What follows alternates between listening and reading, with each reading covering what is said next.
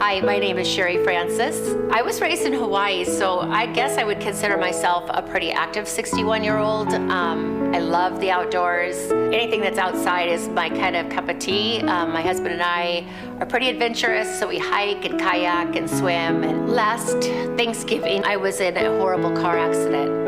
My car got T-boned and I flew through the sunroof and landed in a barbed wire fence. All of the responders that saw me and saw the car said I shouldn't have lived. I was pretty messed up. I broke a lot of bones, broke my knee, my femur, crushed my pelvis, which was probably the worst thing. It was pretty horrific. I woke up in ICU thinking, why am I still here? Honestly, I wanted to be with Jesus. I didn't want to be in all this pain. But I knew there must be a reason for me to still be alive. God had a purpose for me. I can't say that I actually have been physically healed yet, but more importantly, I've had a healing on the inside. I came through this experience actually looking at life completely different. The things I thought were so important really aren't important to me now.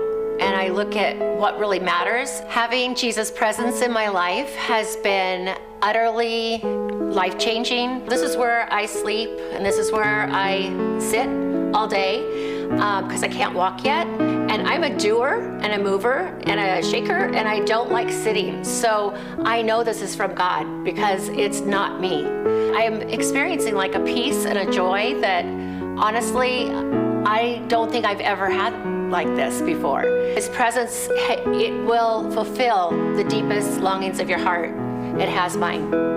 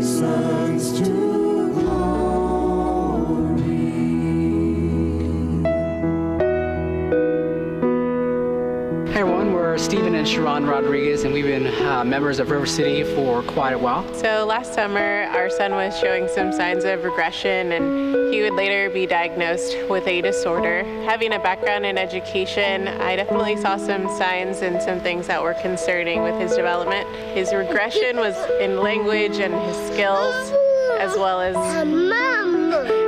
changes in his personality. During that time, it was lots of feelings of helplessness, and so we just began praying.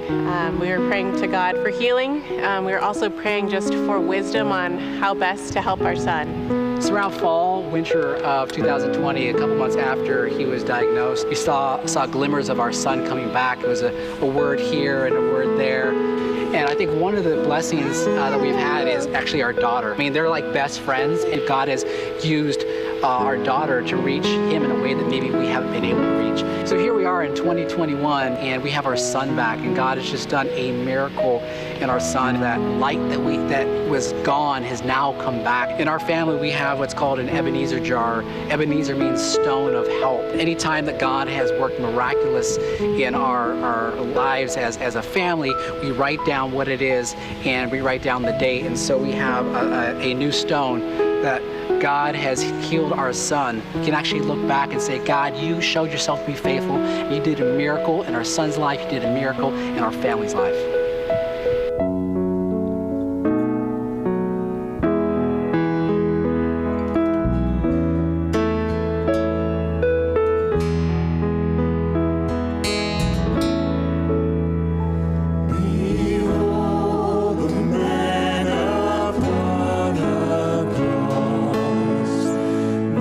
Sin upon his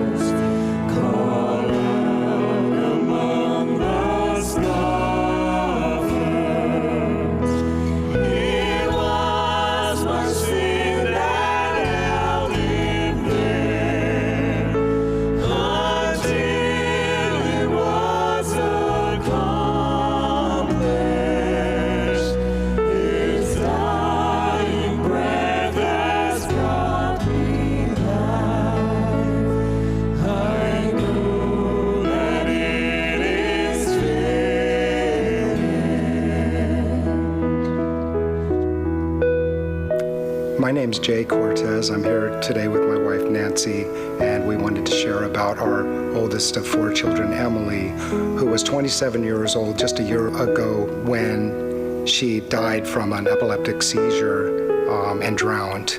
She had been married to her Ugandan sweetheart and best friend for almost a year at the time. So Emily is our sunflower, bold and beautiful. When I got that call to go to the emergency room and they wouldn't answer my questions, all I could do on that drive was to pray. And the verse that came to me that I prayed over and over while I was driving was, God, you are before me and you are behind me and you have me hemmed in and you lay your hand upon me. You know, when I got there, of course, I stepped into my deepest pain ever. It never crossed my mind that death is what the Lord was preparing me for. This is the hardest loss by far I've ever had in my life, and I know the same is true for Nancy. And, we clung to our faith, and I don't know how we would have gotten through this without that faith. We knew Emily was immediately in his presence, that her epilepsy is no longer an issue. So what gives us the most hope and joy is that we know that someday we're going to go see Emily in heaven and walk with her and talk with her and laugh with her and get to put our arms around her and hug her. Jesus holds our daughter Emily, and I was going to hold on to Jesus.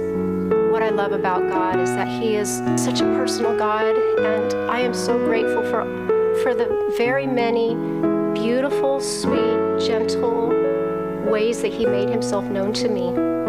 For my mama's heart, because, oh my goodness, God did some beautiful things for me. On her birthday, which was a hard day, first of all, I had woken up, I just woke up out of my sleep at 3 a.m., and Emily was born at 3:01, and I was like, wow, Lord, you woke me up when she was born. And it was like Emily was there saying, Mom, I'm with you. And I just peacefully went back to sleep. We went to Auburn, which is where Emily loved to be, and we went with her husband and our daughter. So we were on this trail that she always loved, and we were walking, and Mzungu's fiddling with his jacket, and he is putting his phone away, and he's like, what's this? And he pulls out this tiny little love note that Emily had written to him that he had never seen before. She had tucked it in his jacket. And while we were on that trail on her birthday, he opens it up and he reads it. And so I was able to hear her voice. She just wrote this sweet little love note to him, and then she ended it with, keep on a-going, my love. Keep on a-going. And I was just like, that just made me so happy that God would wait for her birthday on a trail that she walked with the Lord so much on that I could hear her voice again. God just showed up for me in ways that mattered to me. Yeah, that's just incredible.